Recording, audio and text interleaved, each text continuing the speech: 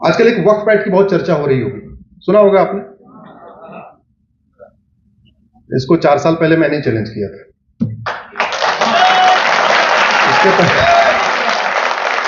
हमारा यही काम है, हमारा काम है कि बिस्तर के नीचे जहां जहां सांप पड़ा हुआ है, उस बिस्तर के पर्दे को हटा, चद्दर को हटा के ये दिखा देना इधर सांप है। सारे सांप को नहीं, मैं नहीं मार सकता, कुछ सांप आप लोगों को भी मारना पड़ेगा। मैं तो केवल वो खोल खोल के दिखा सकता हूं कहां कहां सांप पड़ा हुआ है। हमारी पीआईएल भी ऐसी होती है, कुछ पिटीशन जजों को जगाने के लिए, कुछ पिटीशन सरकार को जगाने के लिए, कुछ पिटीशन समाज को जगाने के लिए। जैसे जब मुझे पता चला कि 9 राज्यों में हिंदू खत्म हो चुके हैं और 800 जिलों में से 200 जिलों की डेमोग्राफी बदल चुकी है और 6000 तहसीलों में से 1500 तहसीलों की डेमोग्राफी बदल चुकी है, यानी 25% राज्यों की डेमोग्राफी बदल गई, 25% तहसीलों की डेमोग्राफी बदल गई, 25% जिलों की डेमोग्राफी बदल गई। तो मैंने सोचा कि इसको बताऊं कैसे, क्योंकि सब सोने वाले, आराम करने वाले लोग, इनको जगाऊं कैसे। तो मैंने एक उसको रिवर्स इंजीनियरिंग कहते हैं। मैं इंजीनियर रहा पहले, इसलिए वो प्रैक्टिस यूज की जाती है, रिवर्स इंजीनियरिंग। जो आप सीधे नहीं कह सकते उसको उल्टा करके बोलो। मैंने पीएल फाइल किया कि भाई देखो 9 राज्यों में हिंदू खत्म हो चुके हैं, 200 जिलों में खत्म हो चुके हैं, 1500 तहसीलों में खत्म हो चुके हैं। एक काम करो, इनको माइनॉरिटी का दर्जा दे दो, इनको अल्पसंख्यक घोषित कर दो। तो उसके बाद चर्चा हुई, लेकिन बहुत सीरियस मैटर है, बहुत सीरियस मैटर। अभी कुछ दिन पहले मेरा शिलांग में कार्यक्रम था। मैं शिलांग में गया तो मैं जहां जाता हूं सामान्यतः वहां एक बार गूगल करके देख लेता हूं आसपास का मंदिर कौन सा है। मैंने सर्च किया तो पता चला शिलांग में हमारा एक शक्तिपीठ है। हमारे 51 शक्तिपीठ है ना दुर्गा जी के, उसमें से एक शक्तिपीठ शिलांग में, उसको जयंतेश्वरी कहते हैं, जहां माता की जांग गिरी थी, ऐसा लिखा हुआ है। मैंने आयोजकों से बोला कि जरा मुझे जयंतेश्वरी चलना है। पहले मुझे इनवाइट करते रहे, मैंने कहा नहीं मुझे जाना, दर्शन करना है। ले गए, वहां पहुंचे, बोले आ गया मंदिर। हमने कहा मंदिर? बोले हाँ। वहां मेन गेट ताला बंद है, मतलब ऐसे कुंडी लगी है, कोई सिक्योरिटी वाला भी नहीं। अंदर घुसे, हमने कहा मंदिर कहाँ है? बोले ये मंदिर। बाहर से कुंडी लगी हुई, न कोई पुजारी न कोई भक्त, और 51 शक्तिपीठों में से एक शक्तिपीठ है। क्यों ये हालत हो गई? क्योंकि हिंदू वहां खत्म हो गए। हिंदू खत्म हो गए तो फिर मंदिर में आपके पूजा करने वाले भी खत्म, पुजारी भी खत्म। मैंने कहा कि पुजारी कौन है? तो कई वर्षों से वहां के जो पुजारी हैं वो देशमुख फैमिली है पुणे की, वही वहां पूजा करती है, कई ऐसे वंश के आधार पर। मैंने अनिल देशमुख को फोन किया, वहां उनका नंबर लिखा हुआ था। हमने कहा कि भाई मैं जयंतेश्वरी मंदिर में दर्शन करने आया हूं। बोले साहब बिल्कुल आप सही जगह खड़े हो। तो हमने कहा आप कहां हो? बोले मैं तो कहीं और हूं। पूजा कैसे करूं? बोले कुंडी खोल लीजिए, जाके पूजा कर लीजिए। हमारा शक्तिपीठ है। क्यों?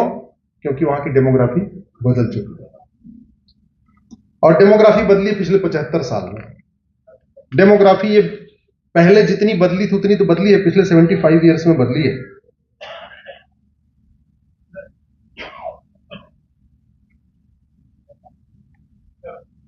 नाइनटीन 54 में नेहरू जी ने वक्फ एक्ट बनाया, इंदिरा जी ने उसको और मजबूत किया, राजीव जी ने उसको और मजबूत किया। 1995 में तो उसको पूरा मगरमच्छ बना दिया, जहां उंगली रख दे वही जमीन वक्फ, ऐसी पावर दे दिया। और 2013 में जाते जाते और दे दिया कि सर्वे करने की भी जरूरत नहीं हुई, ऑफिस में बैठे बैठे कह दे वो जमीन हमारी है तो हो गई। मतलब केवल ये कहना है यहां बाबर का घोड़ा घास खाने आता था, हो गई वक्फ।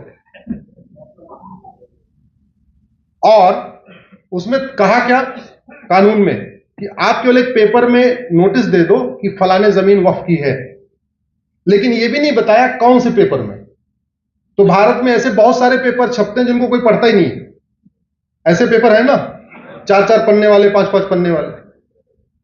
तो ये वक्फ वाले क्या करते हैं, उन अखबारों में लिख देते हैं कि फलाने जमीन वक्फ की है, और 30 दिन के अंदर आपने जवाब नहीं दिया, 30 दिन के अंदर ऑब्जेक्शन नहीं फाइल किया, तो वो जमीन किसकी हो गई?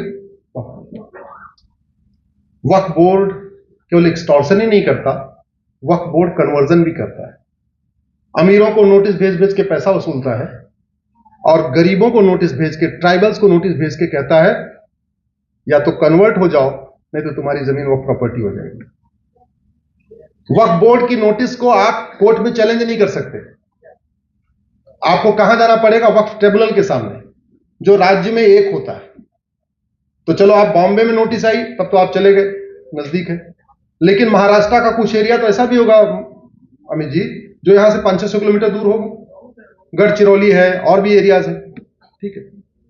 मतलब भोपाल में वक्फ बोर्ड का ऑफिस है, झाबुआ वहां 700 किलोमीटर दूर है। झाबुआ के आदिवासियों ने कभी अपनी लोकल तहसील नहीं देखी, अपना लोकल कभी उन्होंने कोर्ट नहीं देखा। वहां वक्फ बोर्ड नोटिस भेज के कहता है ये प्रॉपर्टी वक्फ की है, या तो कन्वर्ट हो जाओ और नहीं तो जमीन तुम्हारी जाएगी। वो आदिवासी कहां से लड़ेगा? उसको कुछ पता ही नहीं, उसने कभी अपनी लोकल कोर्ट नहीं देखी। भोपाल कहां से आएगा? 700 किलोमीटर दूर कहां से आएगा? और ये कानून बनाया है भारत के संसद के अंदर बनाया गया, एक से बढ़कर एक घटिया कानून बना बना के। मैंने कहा ना, जो काम मुगलों ने छोड़ा था और जो काम अंग्रेजों ने छोड़ा था, वो सारा का सारा काम किया गया इन्होंने। एक तरफ सरकार 1976 में 1975 में इमरजेंसी लगाती है, 76 में इमरजेंसी के दौरान सेकुलर शब्द जोड़ देती है। और एक चीज आप बहुत इसमें, मैंने जो सेकुलर शब्द आया हुआ है इसको सुप्रीम कोर्ट में चैलेंज किया हुआ है। इनफैक्ट 21 या 22 अक्टूबर को फिर मैटर लगा हुआ है। मार्च 76 में लोकसभा का टेन्योर पूरा, 5 साल का टेन्योर पूरा हो गया, और दिसंबर 76 में संविधान में सेकुलर शब्द जोड़ दिया गया। मतलब लोकसभा थी ही नहीं, इमरजेंसी के दौरान लोकसभा का टेन्योर केवल एक्सटेंड किया गया था इमरजेंसी रिक्वायरमेंट के लिए, भाई कोई अर्जेंट काम है उसके लिए। और उन्होंने इमरजेंसी में दौरान भारत के संविधान के बेसिक स्ट्रक्चर को बदल दिया। प्रियम्बल संविधान का बेसिक स्ट्रक्चर होता है, और उस इमरजेंसी में जब सारे लीडर ऑफ अपोजिशन जेल में, सारे विपक्षी नेता जेल में, कुछ जेल में, कुछ हॉस्पिटल में, कुछ विदेश में, कुछ तो ऐसे भी थे विदेश भाग गए थे डर के मारे, और उस दौरान सेकुलर शब्द जोड़ दिया गया। एक तरफ सेकुलर शब्द और एक तरफ मजहब के आधार पर वक्फ एक्ट। ये दोनों काम केवल एक ही पार्टी कर सकती है, दूसरे के बस की तो नहीं। अब दो ही तरीका है। भारत में मजहब के आधार पर कोई बोर्ड नहीं है, मजहब के आधार पर कोई ट्रिब्यूनल नहीं है। भारत का संविधान ये कहता भी है भाई मजहब के आधार पर डिवीजन हो चुका है, तो मजहब के आधार पर कुछ नहीं होगा। तो एक तरीका यह है कि इसको खत्म कर दिया जाए, यूनिफॉर्म चैरिटी कोड हो, यूनिफॉर्म एंडोमेंट कोड हो, यूनिफॉर्म प्रॉपर्टी कोड हो। अदरवाइज जैसा वक्फ एक्ट है ऐसा हिंदू एक्ट भी बनना चाहिए।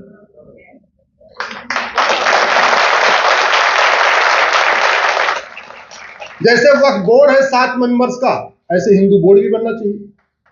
जैसे वक्फ ट्रिब्यूनल में जितने हैं सारे मुस्लिम्स होते हैं, वैसे हिंदू बोर्ड में सारे हिंदू होने चाहिए। तो जहां जहां वक्फ एक्ट, वक्फ बोर्ड उंगली कर रखता है और कहता है ये प्रॉपर्टी हमारी है, वही पावर हिंदू बोर्ड को भी मिलनी चाहिए। जहां जहां उंगली रखे वो प्रॉपर्टी उसकी। फिर तो काशी का मुकदमा भी वक्फ हिंदू बोर्ड में चलेगा, कोर्ट में थोड़ी चलेगा। काशी, मथुरा, भद्रकाली, भोजशाला, अटाला, जहां जहां हिंदू उंगली रखते जाएंगे वो सारे मुकदमे कोर्ट से ट्रांसफर हो के कहां जाएंगे? हिंदू बोर्ड में। बैलेंस तो तभी होगा ना। भारत में संविधान है, संविधान का मतलब समान विधान, सबके लिए एक विधान। तो या तो सेकुलर शब्द हटा दिया जाए, हिंदू के लिए अपना बोर्ड, बहाई के लिए अपना बोर्ड, पारसी के लिए अपना बोर्ड, यहूदी के लिए अपना बोर्ड, सबके अपना अपना बोर्ड हो, अपना अपना ट्रिब्यूनल हो, जिसको जिसको जहां मन मौका मिले अपनी अपनी उंगली रख रख के बता दें हमारा है, हमारा है, हमारा। लेकिन उसमें बड़े मुसीबत में फंस जाएंगे, क्योंकि वक्फ बोर्ड तो पिछले 500 साल की प्रॉपर्टी को वक्फ प्रॉपर्टी कह सकता है, 15वीं शताब्दी के पहले तो नहीं कह सकता ना, क्योंकि बाबर के पहले तो यहां सब हिंदू थे 100%। लेकिन हिंदू बोर्ड वाले कहां कहां बता सकते हैं?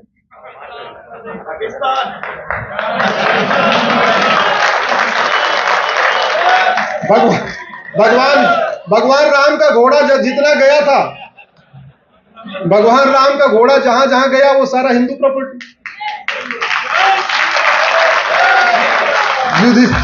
युधिष्ठिर जी ने राजसूय यज्ञ किया था, तो जहां तक युधिष्ठिर का राज था, जहां अर्जुन राज कर रहे थे, जहां भीम कर रहे थे, जहां नकुल कर रहे थे, जहां सहदेव कर रहे थे, जहां उनके बच्चे कर रहे थे, रिसर्च करने में सब मिल जाएगा उनके बच्चे कहां कहां राज कर रहे थे, वो सारी प्रॉपर्टी।